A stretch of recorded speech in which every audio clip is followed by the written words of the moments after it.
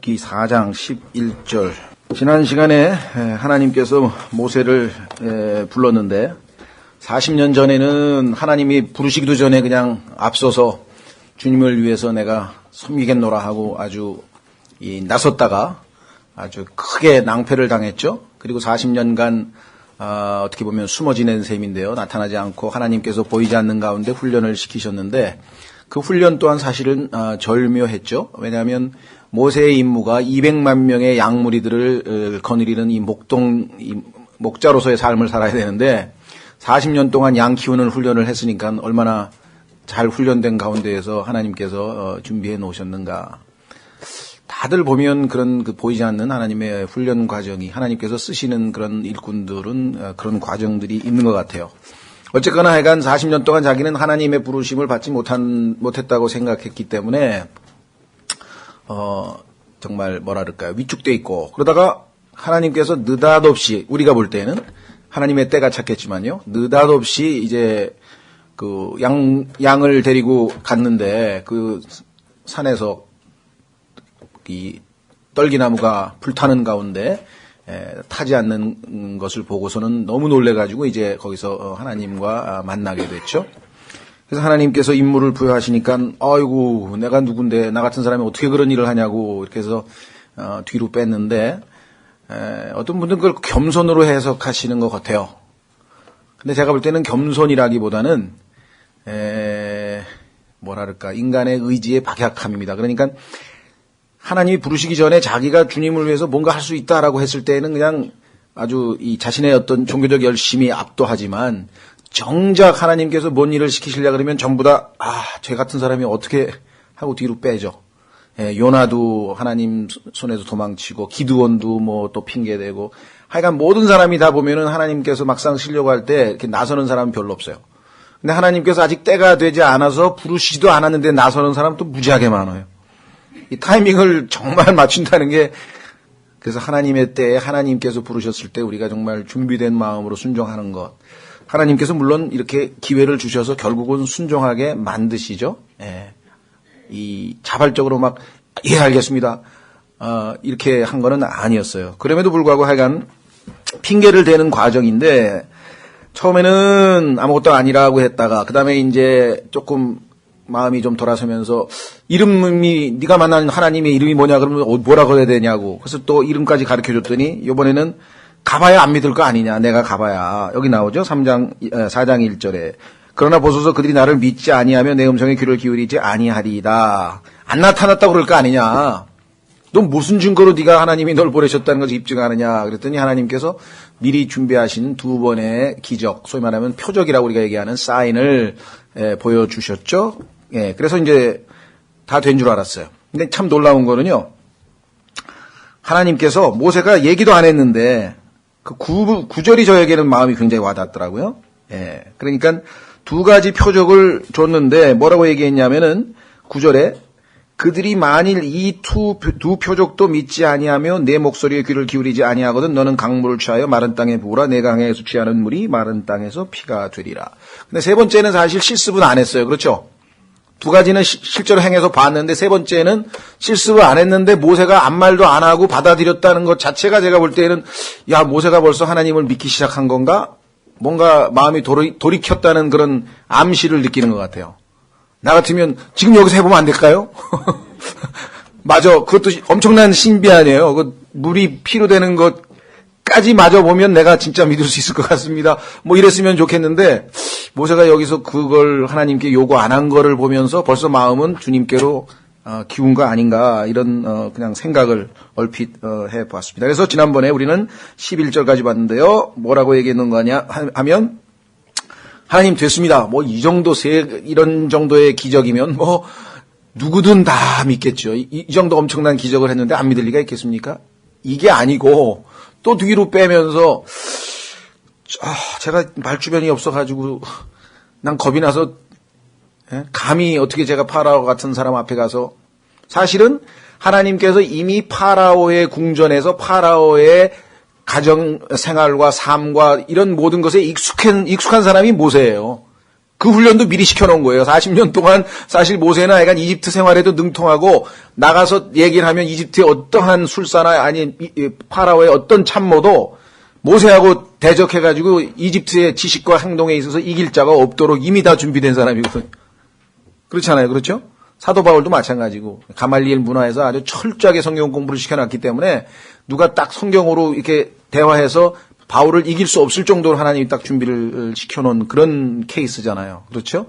결코 하나님께서는 아마 그 손해보시는 게 없는 것 같아요. 우리가 볼 때는 너무나 참 낭비한 것 같기도 하고 뭐 이런 것 같아도 하나님께서 이렇게 준비를 하셨네요. 그래서 말이 느리고 혀가 둔하다고 하면서 이제 뒤로 뺐는데 여기서도 하나님께서 화를 안 내시고 준비한 또 히든 카드를 보여주셨는데 그것이 뭐냐면 이제 네 형은 말을 잘하니까 네 형을 내가 붙여주겠다 그랬습니다. 한번 확인해 보겠습니다.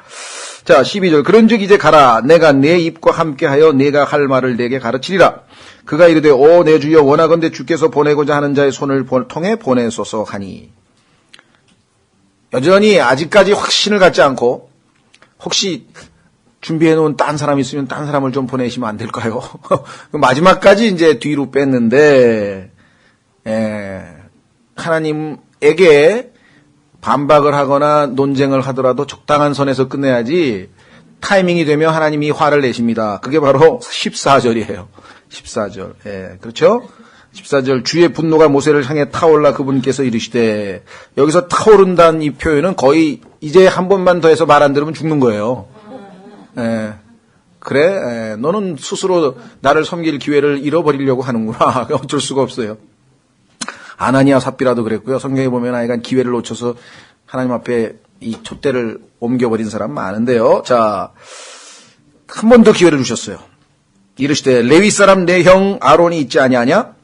요 레위 사람이란 말은 나중에 이 레위의 어떤 그 레위 지파가 나중에 하나님께 거룩한 제사장 지파가 되는 어떤 뭔가 염두에 두고 아마 말씀하셨던 것 같은데요. 그가 말을 잘하는 줄 내가 아노라. 하나님 모르시는 게 없죠. 물론 당연히. 보라 또한 그가 너를 만나러 나오나니 그가 너를 볼 때에 마음속으로 기뻐하리라.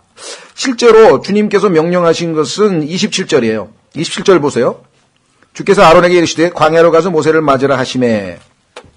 근데 시점으로 보면 주님은 이미 아론에게 이 모세를 위해서 준비를 다 해놓으신 거죠. 그렇죠? 그러니까 모세가 뒤로 빼고 결국은 하나님께서는 이 아론을 통해서 모세를 마음을 돌리실 것을 다 계획하고 계신 것이에요. 하나님의 일은 뭐 즉흥적으로나 우연히 일어나는 일은 결코 없습니다. 우리가 볼 때는 우연인 것 같아도 그래서 오늘 그 간증도 마찬가지. 왜 하나님께서 그렇게 갑작스러운 교통사고가 일어나게 하셨는지 참 그것도 우리가 볼 때는 우연이지만 하나님께서는 뭔가 필연이시겠죠. 참 감사한 일이고요. 자, 그래서 14절 보라 또한 그가 너를 만나러 나오나니 그가 너를 볼 때 마음속으로 기뻐하리라. 그러니까 기꺼이 널 도와주러 내가 다 준비해 놨으니까 이렇게 또 하나님께서 말씀을 해 주셨는데 여기서 우리가 한 가지 짚고 넘어가야 될 게 있네요. 그것은 뭐냐? 만약에 모세가 알겠습니다 하고 입이 둔하다는 둥 뭐 이렇게 뒤로 안 빼고 만약에 3번의 이적을 통해서 하나님께서 충분합니다. 주님 믿겠습니다 하고 행동했더라면 어땠을까? 가정을 한번 해보면 어떨까 모르겠어요. 아마 하나님이 마련하신 베스트는 거기서 아마 믿었으면 아마 더 하나님의 베스트 축복을 받았을지도 모르겠어요. 한번 뒤로 빼니까 아론이라고 하는 도움을 물론 받았지만 이것은 우리가 소위 얘기하는 세컨드 베스트입니다.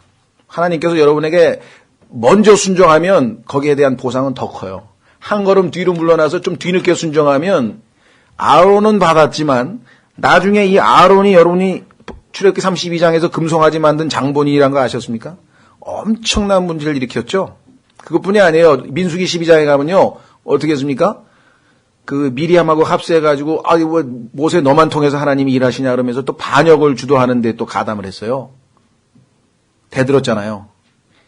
근데 나중에 엄청난 문제가 일어나는 거예요. 그래서 최상은 아니었어요. 근데 우리가 그런 경우가 자주 있습니다. 물론 우리가 나약하니까 그래도 뭐 세컨드 베스트라도 받았으니까 얼마나 다행이냐. 그렇죠? 하나님만 의지해. 하나님, 저는 언변이 둔하고 말이 느리고 그렇지만 하나님이 금방 말씀하신 것처럼 혀를 만드신 분도 하나님이시고 모든 걸 만드신 분은 하나님이시니까 그러면 바로 앞에 섰을 때 제 입술을 열어서 충분히 말을 잘하게 능력으로 역사해 주십시오. 이렇게 믿음으로 나갔으면 아론은 사실은 필요가 없었을 수도 있다는 거죠. 그렇죠? 과거에 제가 82년도 같아요. 82년도에 스페인에서 유학 시절에 제 사촌 누이, 그러니까 외사촌 누이가 그 남편하고 무슨 건설회사 지사에 나와 있어서 런던에 있었어요. 그래서 이제, 마침 잘 됐다. 영국 구경이라도 가야 되는데 스페인에서 뭐 있어야 좀 이렇게 도움을 받잖아요. 그래서 이제 마침 본인도 나에게 그 아이들 좀 맡겨놓고 두 사람이 여름에 좀 여행을 하고 싶다. 애들 둘만 중학생, 고등학생인가? 그러니까 중학생, 국민학생이니까 너무 어리니까. 그래서 너도 와서 애들 한 열흘 봐주면 방학이니까 너도 이 영국 구경도 하고 그러면 어떻겠냐. 그래서 이제 겸사겸사해서 이제 갔었어요. 거기 가서 약간 이제 여행할 기회가 있어서 마침 영국에 이민 와 있는 스페인 계통, 중남미 계통이죠, 주로. 중남미 사람들이 거기에 와서 이제 망명이죠. 정치적 망명을 와가지고, 박해나 아니면 그런 그 정치적인 그 독재 때문에 중남미 지역이. 그래서 거기 와서 이민교회를 하나 만들어 놨어요. 그래서 거기서 이제 영국의 남부, 도버 해협하고 프랑스 사이 그 도버 해협이 있는 그 지역에 일종의 이제 수련회를 간 거죠. 수련회 갔는데 이제 그 아르헨티나 목사님이셨는데 그분이 수련회를 했지만 예배는 영국 교회를 좀 이렇게 이렇게 가서 예배는 드리자. 그래서 이제 주일날은 오전에 이제 영국 교회 가고 또 오후에 영국 교회 가고. 근데 하여간 오후에 저녁 때 이제 저녁 예배 때 갔는데 소위 말하는 그 영국의 그 앵글리칸 처치였죠. 영국 또 성공회라고도 하죠. 우리나라에서는 성공회라고 하는 그 교회 예배를 갔는데 저하고 그다음에 페루 출신의 자매 한 분하고 간증을 하라 그랬어요. 이제 그 페루 출신 자매는 영어를 할 줄 몰라서 이제 그 목사님이 통역을 하고 나를 보더니 김영재는 그냥 영어로 하라고 그러더라고요. 근데 그 순간에 그냥 머뭇거리다가 하다가 근데 사실 저한테는 스페인어도 외국어고 영어도 외국어지만 통역을 하면 제가 스페인어 해야 될 거 아니에요. 그럼 이 목사님이 영어로 이제 통역을 해야 되는데 뭐 스페인어도 그때 유학 가서 뭐 그렇게 썩 잘하는 편도 아닌 것 같고 그래도 스페인어는 스페인 교회에 가서 제가 스페인어로 간증도 해보고 뭐 성경 공부도 해보고 다 해봤는데 영어는 읽고 듣고 이거는 많이 했지만 어디 가서 뭐 말할 기회가 한 번도 없었잖아요. 뭐 외국 사람 만나면 뭐 굿모닝하고 뭐 굿바이나 하고 뭐 how do you do 밖에는 안 해봤는데 이게 갑자기 근데 그 순간에 소위 말하는 이제 느헤미야 기도를 한 거죠. 주님, 갑자기 영어로 이걸 하려는데 이게 하여간 주님의 영광을 위해서 제가 어떻게 구원받았는지 간증하겠습니다. 그리고 딱 기도를 했는데 아마 제가 역사상 그렇게 그냥 뭐라 그럴까 술술술술 영어로 한 기억이 없어요. 기억이. 예. 미국에 가서 피트라커만 교회나 제임스 낙스 교회에서도 제가 한 15분씩 어떻게 오게 됐고 간증을 할 때도 그때도 물론 하여간 하나님 많이 도와주셨지만 이때는 정말 기도의 응답을 느끼겠더라고. 뭐라고 하는데 막 말이 나가는 거야. 방언을 하려면 이런 방언을 해야지. 뭐 쓸데없이 랄라또또로 하면 안 돼. 그렇죠. 이건 진짜 방언 기도 응답 받은 거잖아요. 예, 제가 뭐 이상하게 이런 얘기가. 그러니까 어쨌거나 기도를 했는데 그게 됐어요. 그래서 한번 기억이 지금 나네요. 자, 그래서 하여간 15절에 너는 그에게 말하고 그의 입에 말들을 줄지니라. 내가 네 입과 그의 입과 함께하여 너희가 행할 일을 너희에게 가르치리라. 참 감사하죠. 하나님께서 모든 일을 차근차근 입에다가 다 말을 넣어주시겠다는 거예요.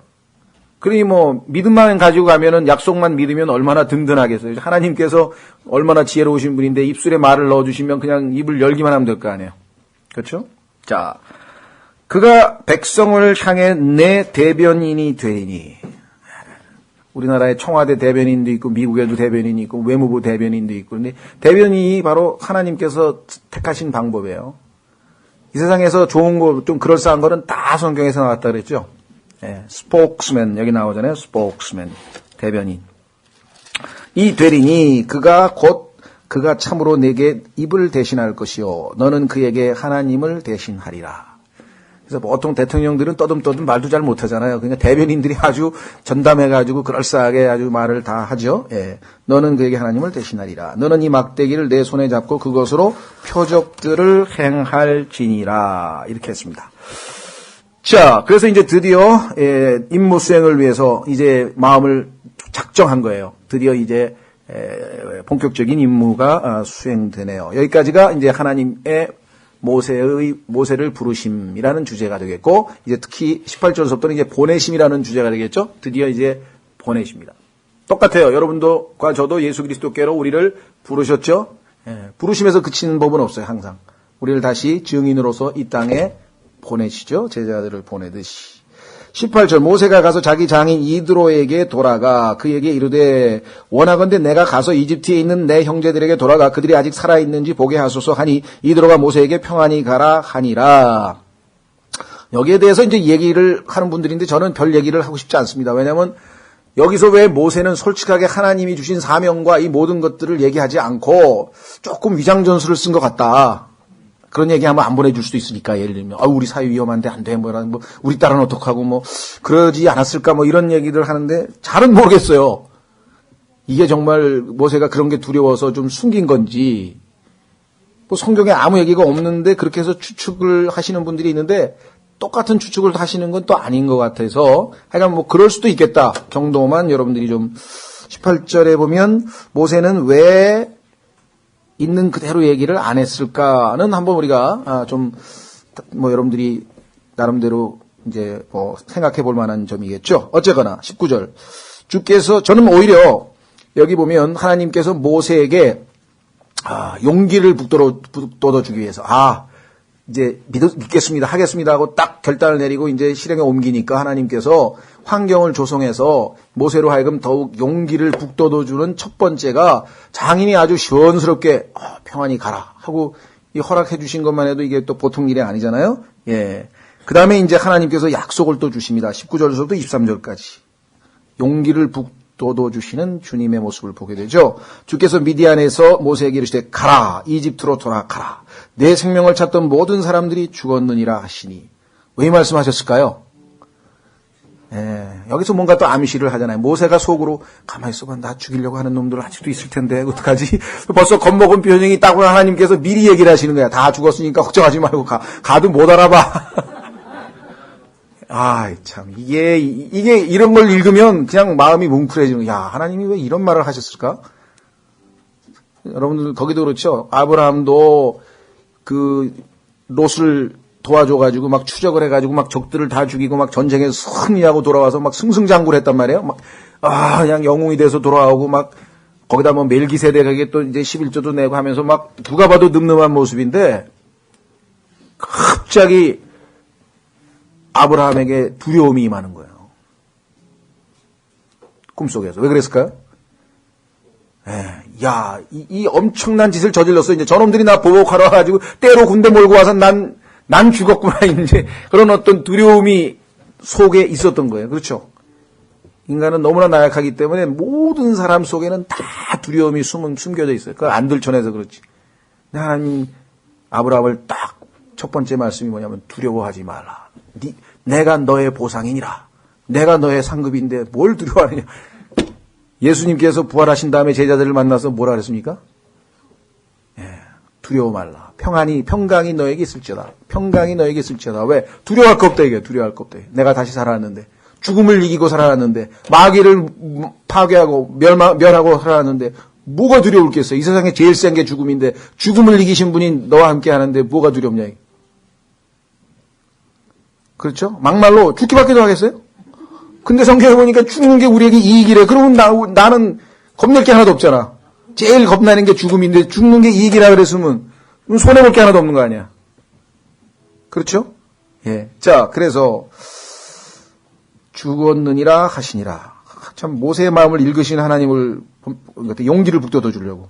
겁내지 마. 내가 다 처리해놨어. 다 준비해놨어. 모세가 자기 아내와 아들들을 데려다가 나귀에 태우고 이집트 땅으로 돌아갔으며 하나님의 막대기를 자기 손에 잡았더라. 보세요. 모세가 가지고 있었던 막대기인데 어느새 하나님의 막대기로 바뀌어버렸대. 그렇죠?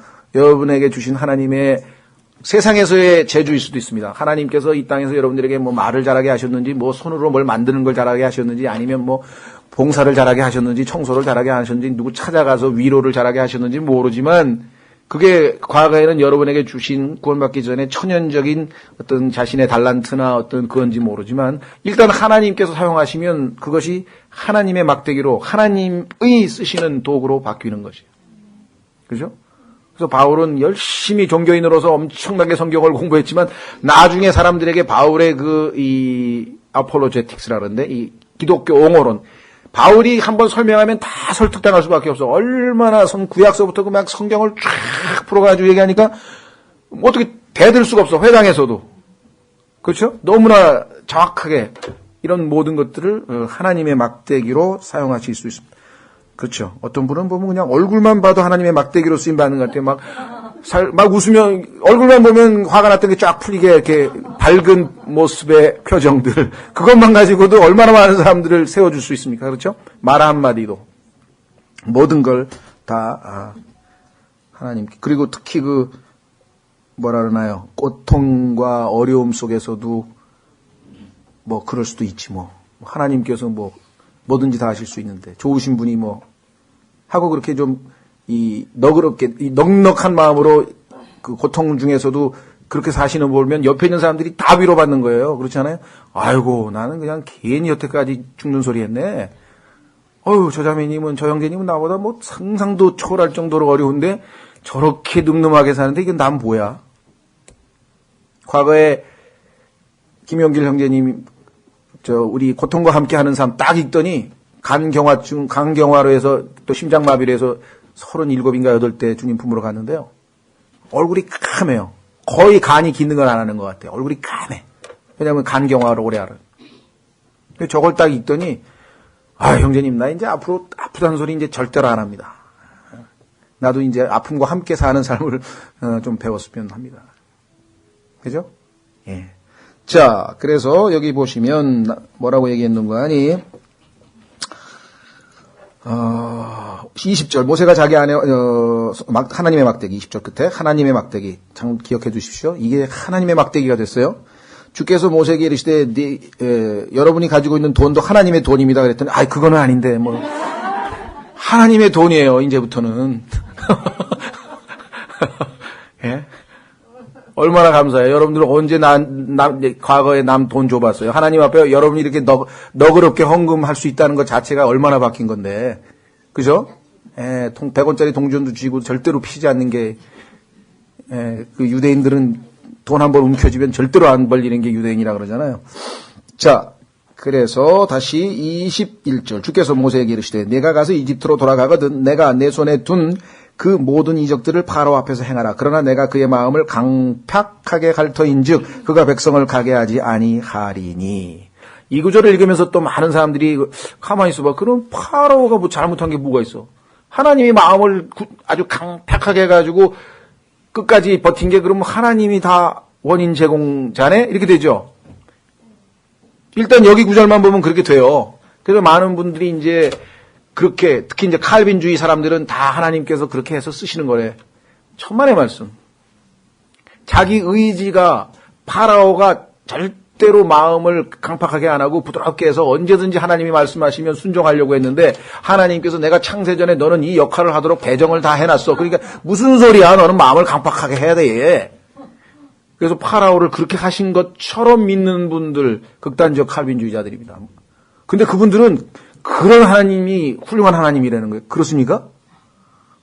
이거 하나님에 대한 왜곡. 그래서 아주 찰스 웨슬리라고요. 요한 웨슬리의 동생으로 찬송가 작가 중에 가장 유명한 사람이 찰스 웨슬리라는 분이 있었는데 그분이 그랬어요. 아주 막 화가 나가지고 이 저주받을 교리요. 어찌 하나님을 그리 그런 분으로 만드는가 하고 막 그런 교리, 이 예정론을 극단적 칼빈주의에 대해서 아주 절규했던 그런 얘기도 있습니다. 그렇지 않았어요. 그럼 뭐냐? 그랬더니 또 어떤 분들은 히브리어를 사용해서 히브리어, 물론 맞는 말일 거예요. 히브리어에 보면 강팍하게 한다는 단어가 킹제임스 성경 번역에 hardened가 두 가지 히브리어가 있는데 하나는 진짜 마음을 자기가 완악하게 하는 거예요. 고집을 피우고 딱딱을 하네. 막 딱딱하게 마음이 굳어가지고.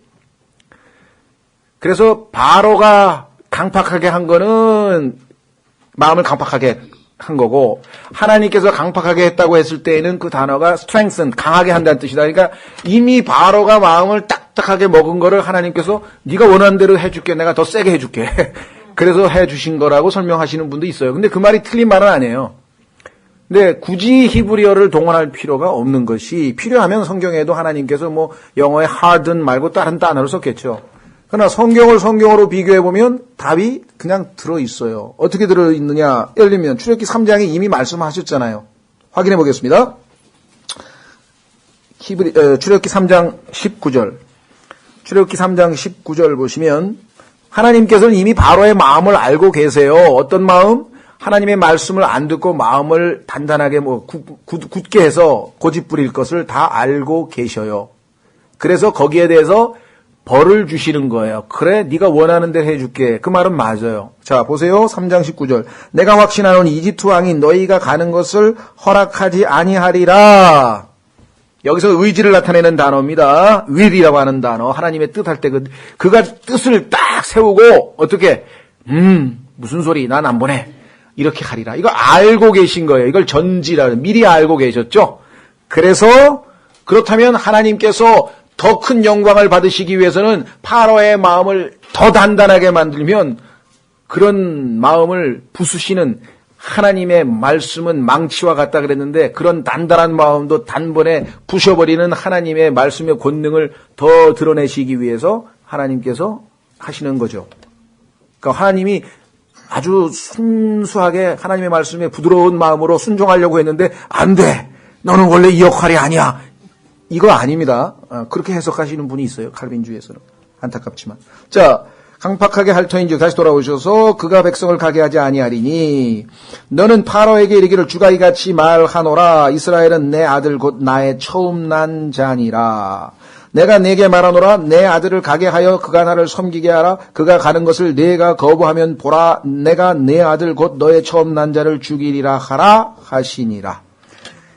하나님께서 정말 두 번째, 첫 번째는 이드로가 쉽게 허락을 해서 참 파라오가 하나님께서 환경을 조성하시는구나 라고 자신감을 얻었을 것이고 두 번째 약속의 말씀을 주셨기 때문에 더욱 이 말씀을 붙들고 갈 수가 있었는데 여기 아주 중요한 말씀이 있네요. 첫 번째는 내 아들 곧 나의 처음 난 자니라. 중요합니다. 여기에 나와 있는 것은요.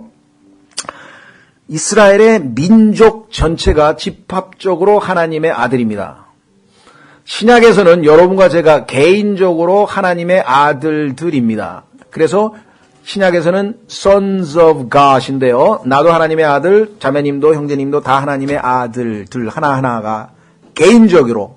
그러나 이스라엘은 집합적으로 민족적으로 하나님의 맏아들이 되는 거예요. 이 차이점을 아셔야 왜 마태복음에서 하늘에 계신 우리 아버지 이스라엘은 항상 집합적으로 나가기 때문에 우리 아버지라고 불러요. 예수님은 뭐라 그랬어요? Our Father 아니에요. My Father. 나의 아버지요. 하고 부르죠? 우리 대한민국의 생활 습관, 언어 습관 때문에 할 수 없이 우리는 우리 아버지란 말을 자주 쓰죠. 근데 성경적으로 보면 아닙니다. 나의 아버지예요. 1대1로 나의. My Father가 돼야지. 그렇죠? 그 서양 사람들이 제일 놀라는 게 그거라잖아요. 우리 아내야. 우리 집사람이야. 에? 누구? 우리?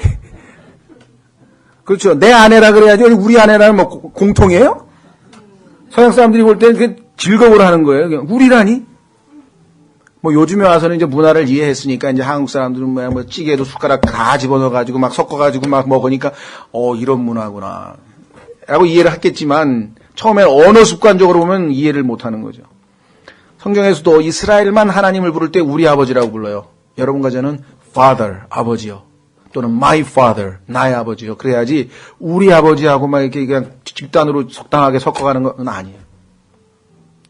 그래서 주기도문이라는 것이 교회 시대의 교리는 아니라는 것을 우리가 여러 가지 면에서 볼 수 있죠. 그 중에 하나가 바로 여기 나와 있잖아요.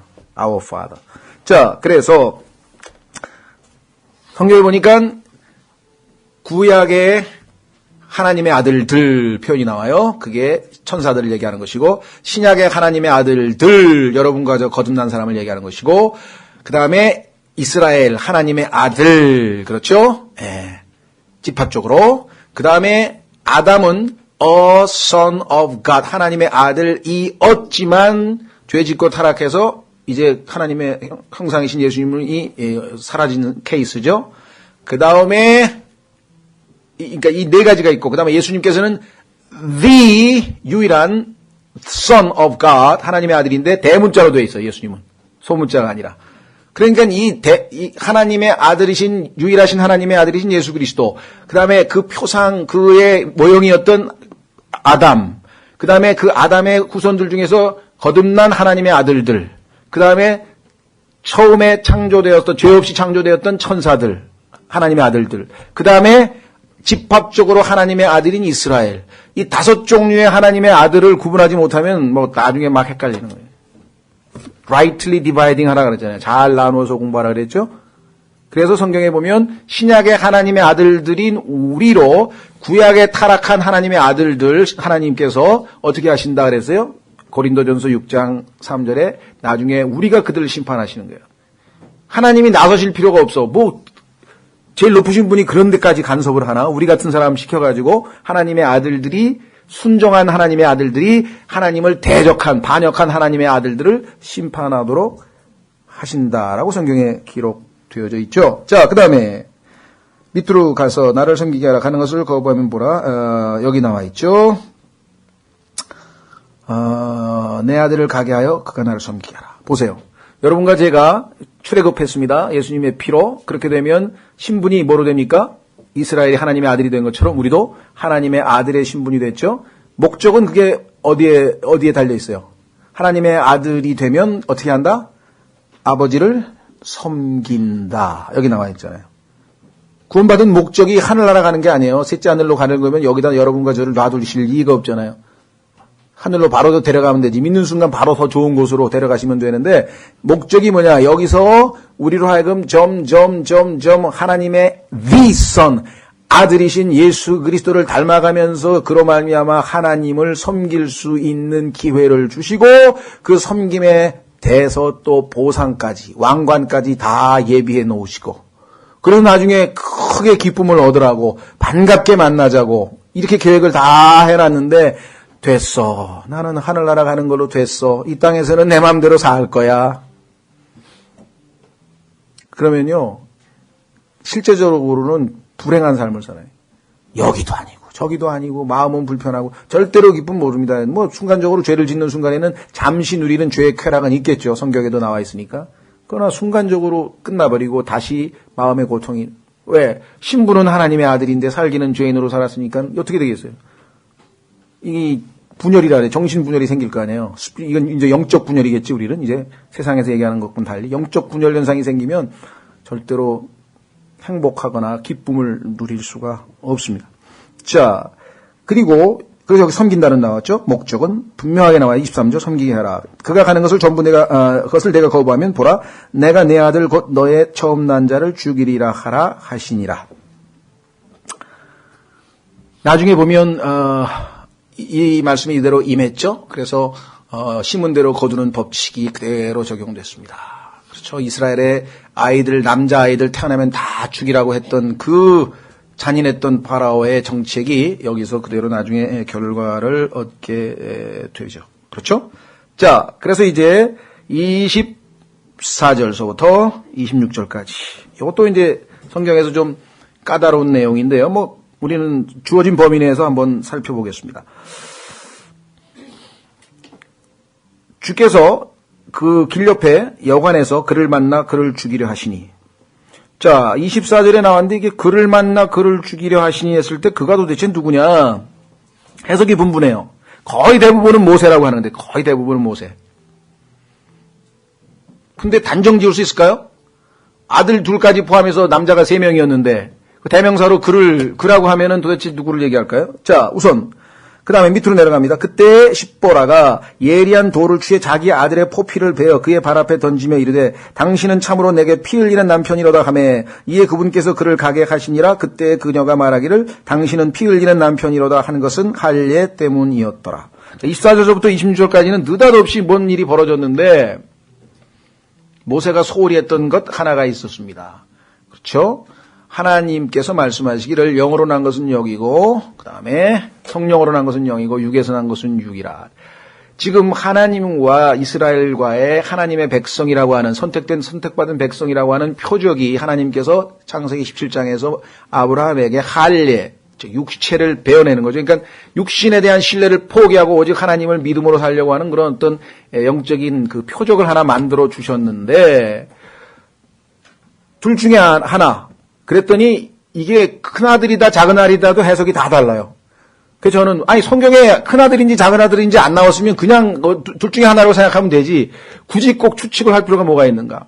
그랬더니 모세가 처음에는 너무 낙심해가지고 이집트에서 쫓겨나가지고 십보라하고 결혼하면서 이제 내 인생 끝났는데 내가 무슨 히브리인이고 에이 모르겠다 하고 첫째 아들은 할례를 안 줬다.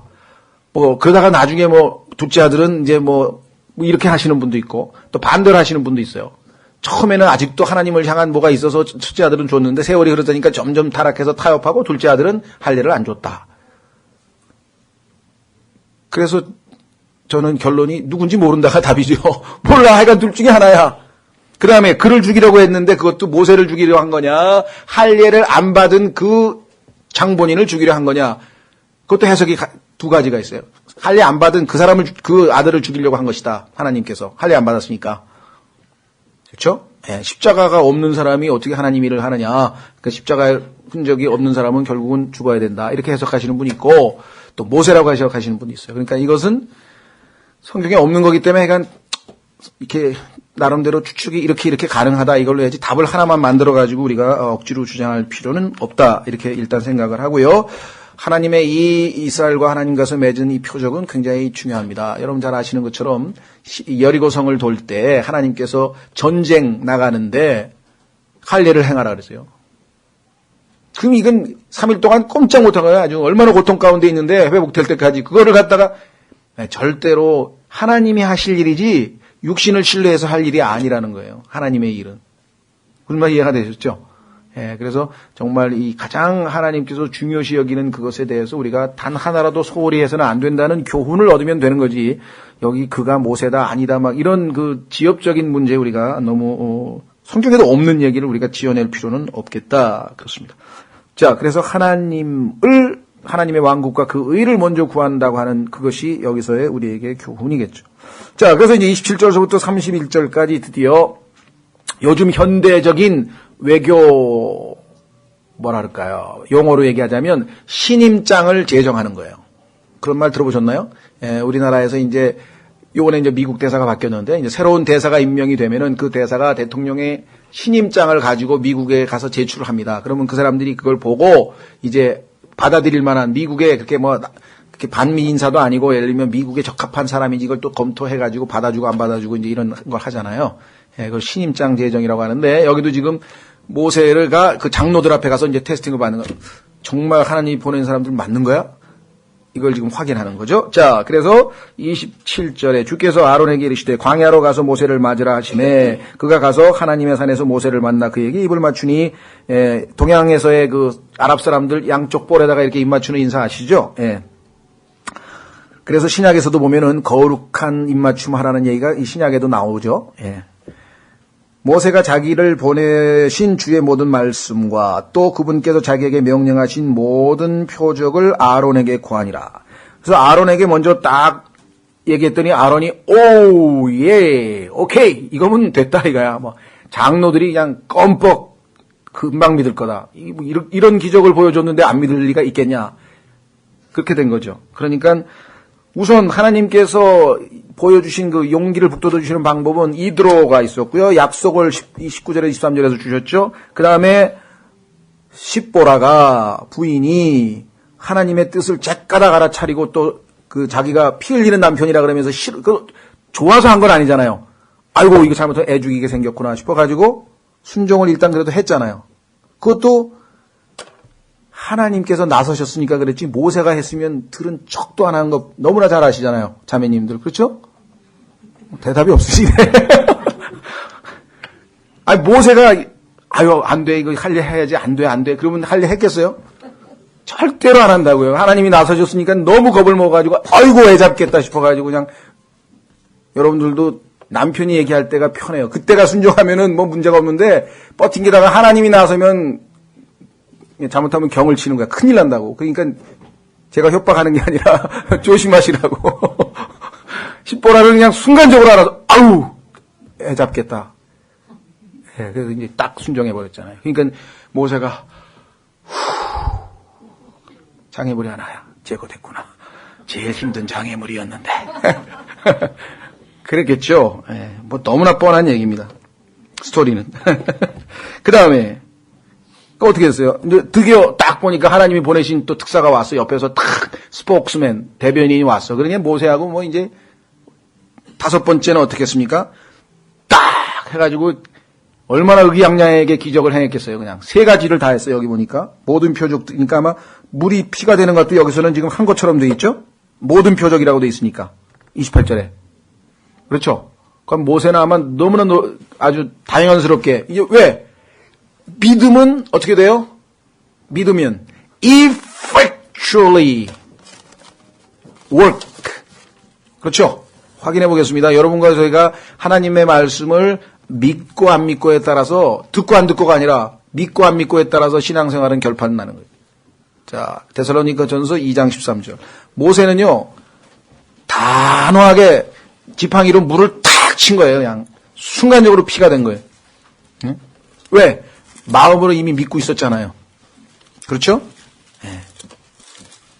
자, 데살로니가 전서에 바로 여러분과 저희가 신약적으로 그대로 적용할 수 있는 그런 말씀이 나와 있습니다. 모세가 바로 이 말씀을 근거로 해서 했겠죠. 자, 데살로니가 전서 2장 13절. 이런 까닭에 우리가 또한 하나님께 끊임없이 감사를 드림은 너희가 우리에게서 들은 하나님의 말씀을 받을 때 그것을 사람들의 말로 받지 아니하고 하나님의 말씀으로 받았기 때문이니 진실로 그러하도다. 그 말씀이 또한 믿는 너희 안에서 조심하십시오. 여기서 믿는 거는 처음에 구원받을 때 예수님 믿는 그 믿음이 아니라 구체적으로 주는 것이 받는 것보다 더 복되도다. 그러면 하나님으로부터 축복을 받고 싶으면 어떻게 돼요? 하나님께 드리고 다른 지체에게 드리고 누군가에게 줘야 될 거 아니에요. 주라 그리하면 받을 것이요 홀이 넘치도록 준 것보다 훨씬 더 많이 받으리라 그랬단 말이에요. 왜 안 줘요? 안 믿으니까. 그러면 이펙트가 안 나타나잖아. 그렇죠? 근데 여기는 믿는 너희 안에서 효력 있게 일하느니라. 모세는요, 두 가지 기적을 딱 하면서 세 번째 당연히 피로 바뀔 걸 믿고 있는 거예요. 여기 없지만 벌써 이게 믿음의 행위를 하고 있잖아요. 모세의 믿음의 행위. 드디어 29절 모세와 아론이 가서 이스라엘 자손의 모든 장로를 함께 모으니라. 아마 참 분위기가 장엄했을 것 같아요. 그렇죠? 탁 두 사람이 나타났는데 노예 생활을 하는 그 고통 중에 있는 지도자들, 장로들이 쫙 모여 있는 가운데 얼마나 심각했겠어요. 지푸라기도 400년 동안 노예 생활을 하면서 정말 소망 없이 살아가는데 들려오는 소리가 하나님께서 그 고통을 다 내려다보시면서 드디어 해방자를 보내셨다. 이런 소문이 막 들려오는데 그렇죠? 장본인이 드디어 나타났잖아요. 30절 아론이 주께서 모세에게 이르신 모든 말씀을 말하고 대변인이 딱 얘기를 했네. 모세는 뒤에 딱 서 있고 그렇죠? 백성의 눈앞에서 표적들을 행하니 자 그래서 표적을 보고 믿는 사람은 누구라고요? 유대인들이라 그랬죠. 31절 백성이 믿었으며 또 주께서 이스라엘 자손을 찾아오시고 그들의 고난을 살펴보셨다는 것을 듣고 하나님께서 찾아오셨다. 고난을 다 살펴보셔서 이제 너희에게 노예 신분에서 벗어나게 해주려고 하신다. 머리 숙여 경배하였더라. 이게 신앙생활의 3단계네요. 그렇죠? 예. 하나님 말씀을 했습니다. 믿었습니다. 말씀을 믿고, 그렇죠? 말하고 믿고 그 다음에 어떻게 됐습니까? 예. 경배했더라. 여기 이제 믿고에는 듣고가 포함되어 있네. 듣고 믿고. 말하고 듣고 믿고, 그 다음에 경배했더라.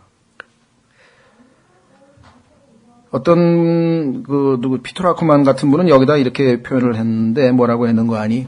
이스라엘이 경배를 한 것은 하나님께서 자신들을 돌본다고 하는 그것에 대해서 감사해서 경배를 했다.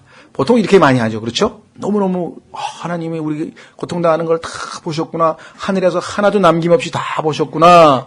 그렇게 생각하는데 로크만 형제님은 또 상당히 인사이트, 이 통찰력이 있어가지고 그 사람들이 경배한 것이 과연 그것뿐이었을까? 왜 그랬을까요?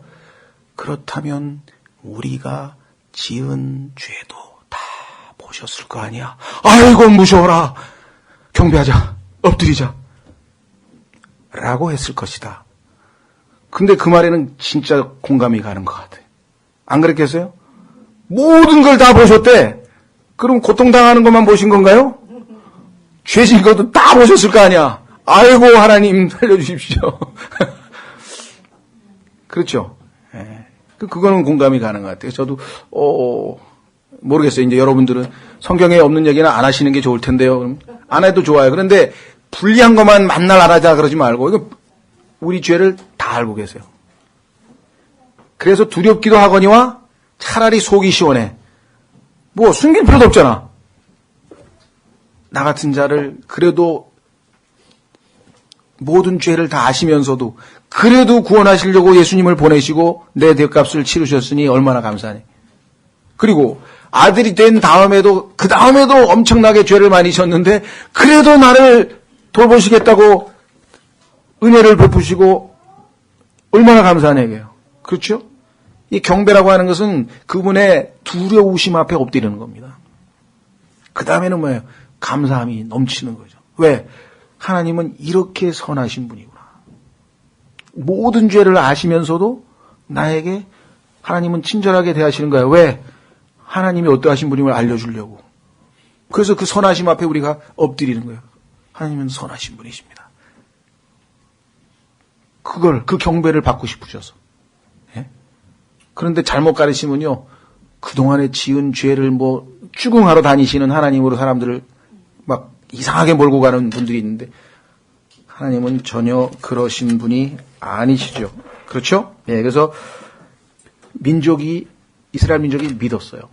이 5가지의 사건을 통해서 하나님께서 확실하게 이제 모세에게 정말 어떻게 보면은 내가 하나님으로부터 부르심 받아서 이제 일꾼이라고 하는 확신을 얻었을 겁니다. 그렇죠? 자, 조금 더 나아가서 그 뒤에 모세와 아론이 들어가 파라오에게 고하되 주 이스라엘의 하나님이 같이 말하노라 내가 내 백성을 가게 하여 그들이 광야에서 나를 위해 명절을 지키게 하라 하니 파라오가 이르되 주가 누구이기에 내가 그의 음성에 순종하여 자기가 하나님보다 더 높다는 거예요. 지금 얘기가 좀 이상하게 돌아가고 있죠.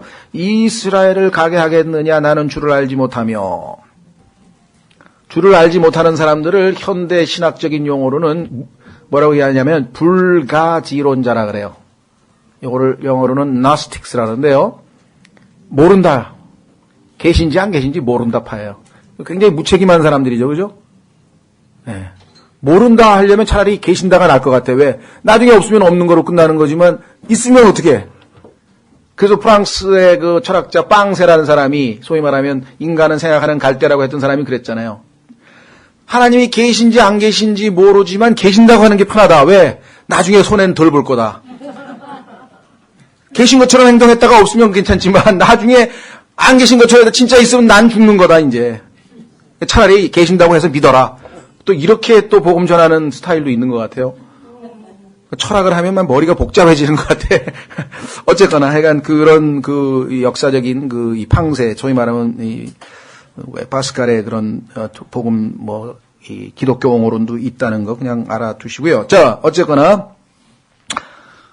그들이 이름에 히브리 사람들의 하나님께서 우리를 만나셨은즉 원하건대 우리가 사흘 길쯤 사막으로 가서 주 우리 하나님께 희생물을 드리게 하소서. 그분께서 역병이나 칼로 우리를 덮치실까 염려하나이다 하니 이집트 왕이 그들에게 이르되 모세와 아론아 너희가 어찌하여 백성으로 하여금 그들의 일을 하지 못하게 하느냐. 너희는 가서 너의 짐이나 너희의 짐이나 지라 하고 또 파라오가 이르되 보라 이제 이 땅의 백성이 많거늘 너희가 그들의 짐에서 벗어나게 하여 쉬게 하는도다 하니라.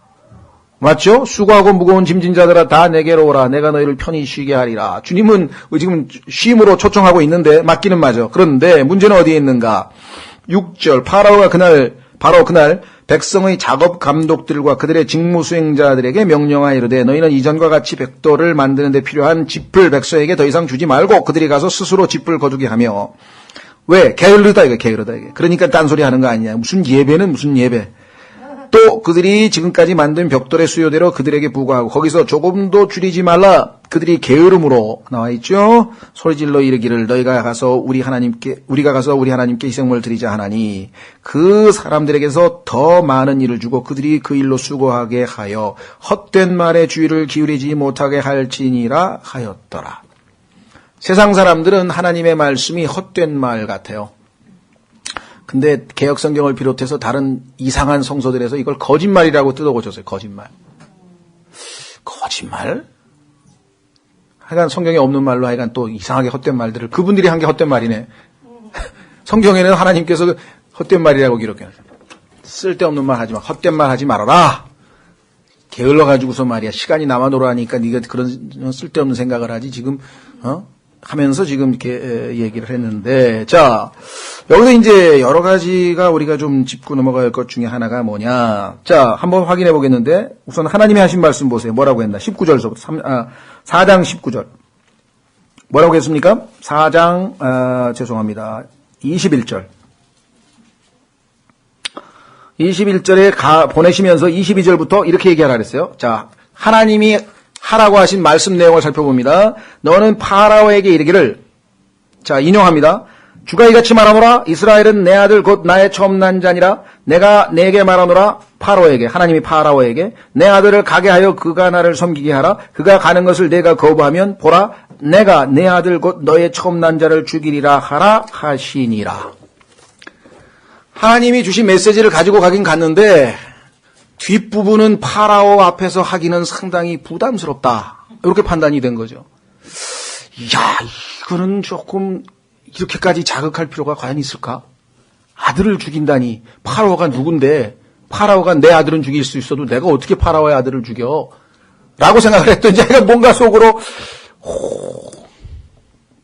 여러분 어떠세요? 복음 전하다가 혹시 다 좋은데 지옥 얘기는 오늘은 안 하는 게 좋겠지? 괜히 기분 나쁘면 혹시 그러지는 않으시겠어요? 지옥 얘기는 좀 빼자. 오늘은 성경에서 좋은 쪽만 얘기하고 나중에 죄 얘기는 하면 왔다. 순서가 뒤바뀌었죠. 죄부터 얘기를 해야 돼. 좋은 얘기를 받아들인 사람은 죄 얘기하면 거의 안 받아들여요. 죄 얘기를 받아들인 사람은 좋은 얘기하면 더 잘 받아들여. 그렇잖아요. 순서가. 근데 우리는 상대방이 기분 나빠하는 것, 더 나아가면 사람에 대한 두려움이 우리의 마음속에 너무나 각인되어 있기 때문에 조금이라도 상대방이 인상 쓸 얘기는 안 하려고 한다고. 이게 아담의 속성은. 그래서 성령 충만하지 아니하면 복음을 못 전다는 얘기예요. 제대로. 성령 충만해야 듣기 싫은 소리도 우리가 하지. 그렇지 않으면 여간에서는 하기 어려운 거예요. 그러니까 지금 모세는 하나님의 말씀을 있는 그대로 안 했어요. 그래서 누구의 후손이라고요? 이브의 후손이야. 왜? 이브도 하나님 말씀을 있는 대로 마귀에게 전달 안 했어. 자기가 몇 개 더 집어넣고 빼고 막 나중에 가면요. 발람이라고 하는 자가 나오는데 발람. 민수기의 22장에 가면 그 발람도요. 하나님께서 하신 말씀 중에서 3분의 1은 싹 빼. 3분의 2만 전에. 그렇죠.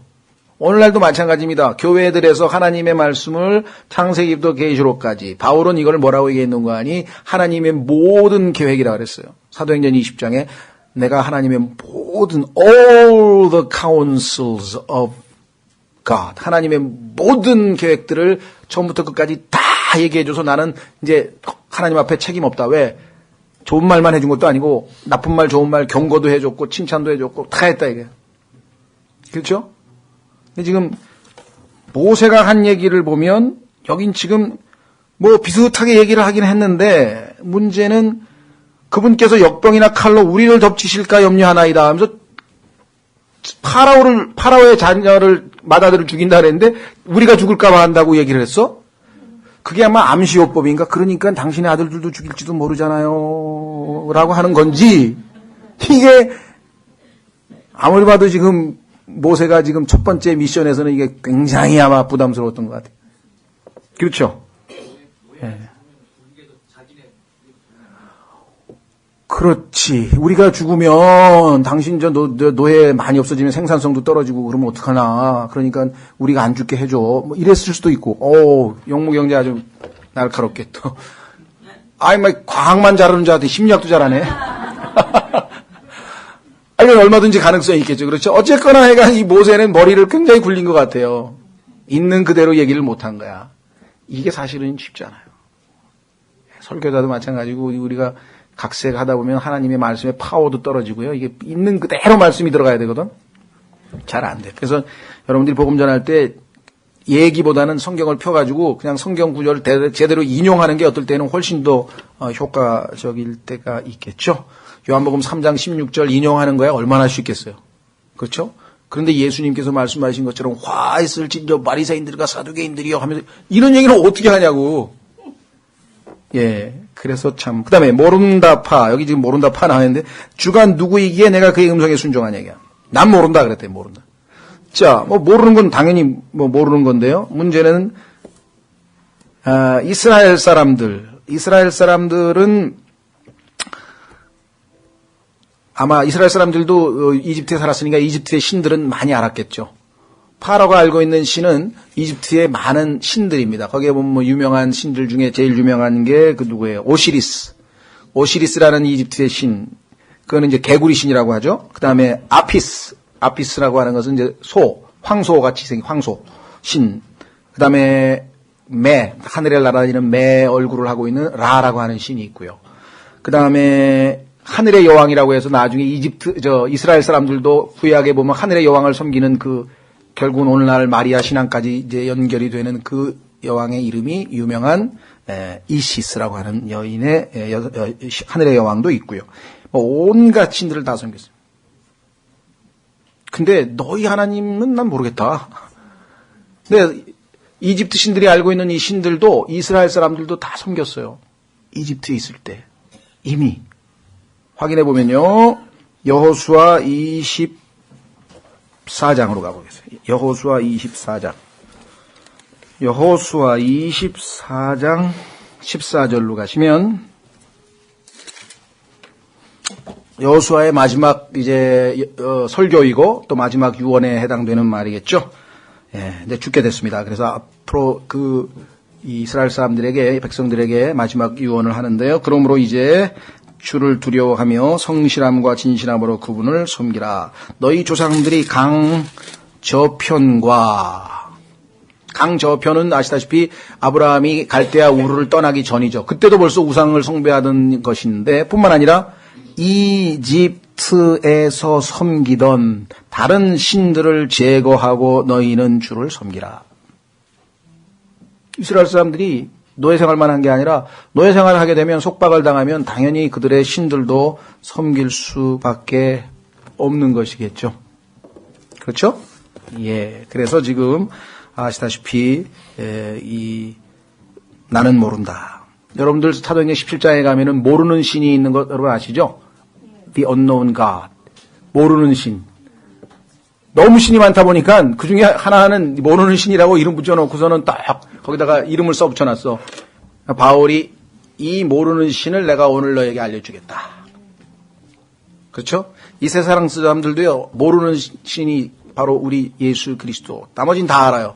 돈 신도 있고, 무슨 쾌락의 신도 있고, 예술의 신도 있고, 별의별 게 다 있어요. 예? 다 있어요. 하나님 이외의 모든 것들은 다 우상이라 그랬잖아요. 그 다 자기 마음속의 신입니다. 어떤 신인지 모르지만. 자, 그래서 결국은 이제 여러분도 아시다시피 한 가지 중요한 것 5절에 쉬게 하는 도다. 이것이 사실은 본래 주님께서 우리에게 말씀하셨던 그런 핵심적인 얘기고요. 여기서 한 가지 역사적인 뭐랄까 정보를 좀 인포메이션을 드리면 실제로 이 비돔이라고 하는 그 국고 성읍, 다시 말해서 이집트 사람들이 그 노예 생활을 하면서 이집트에서 짓고 있는 이집트에서 쌀이나 곡창을 이렇게 창고 같이 했던 그 있는데 그 성읍에 가보면 하반부는 지푸라기로 그 흙벽돌이 만들어져 있어요. 근데 중반부에 가면 그루터기라 그래. 그루터기. 그러니까 안 주니까, 지푸라기를 안 주니까 할 수 없이 밖에 나가서 밀이고 뭐 논이고 아니면 바닥을 붙어 있는 밑둥 잘라진 거 있잖아요. 그거를 막 뽑아다가 만들어서 막 그런 이 스터블, 소위 말하는 그루터기로 만들어진 것으로 2층은 돼 있고 3층은 이스라엘 백성들이 떠나버려서 그랬는지 지푸라기가 없이 그냥 진흙으로만 만든 벽돌로 3층으로 돼 있습니다. 그래서 역사적으로 또 이제 그것을 발견한 사람은 1908년에 카일이라고 하는 아마 이 고고학자가 발견했다고 기록이 나와 있습니다. 자, 그래서 그 다음에 또 한 가지 영어 사전을 보면 스트로 보스라는 게 있어요. 아시는 분 아마 아시겠는데 지푸라기 보스, 이게 성경에서 나오는 거예요. 여기 나오잖아요, 이게. 그러니까 감독의 보조 역할, 보조 감독이나 실권이 없는 감독, 이런 사람들을 영어로 스트로 보스라 해요. 성경에 나와 있는 대로 다 따라하는 겁니다. 여기 있잖아요. 지푸라기 나눠주는 보스야. 진짜 보스는 파라오가 뒤에 숨겨져 있죠. 예. 그 다음에 마지막 한 가지 더 정보를 드리면 10절에 보면 10절도 있고 10절에 보면 뭐라고 되어 있냐면 백성의 작업감들과 그들의 직무 수행자들이 나가서 백성에게 말하여 이르되 파라오가 이같이 말씀하시느니라. 어디서 많이 듣던 얘기 아닙니까? 원래 이 표현은 누가 하신 거예요?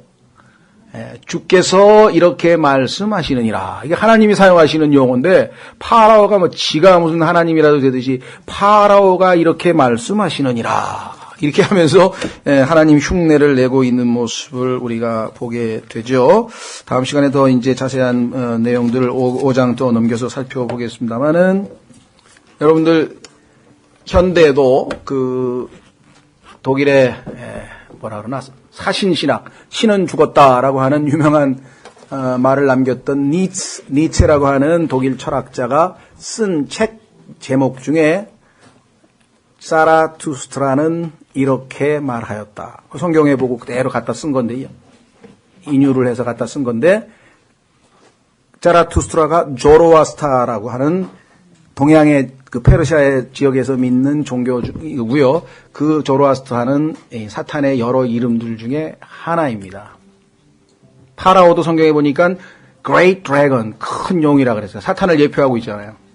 그러니까 오늘날 누군가가 이렇게 말씀하셨느니라 하는데 그게 다 주님은 아니라는 거죠. 누군가가 속이고 있다. 누군가가 이렇게 말씀하셨느니라 하면서 사람들을 속이고 미혹하고 있는 무리들이 얼마나 많은지 우리가 성경을 정확하게 잘 배우고 또 마음에 담고 그래서 순간에 기록되었으니 하면서 하나님의 말씀으로 대적하기 전에는 우리가 미혹 당할 수 있는 위험한 시대에 살고 있다. 기억하시면 될 것 같습니다. 오늘 다 같이 일어나셔서 82장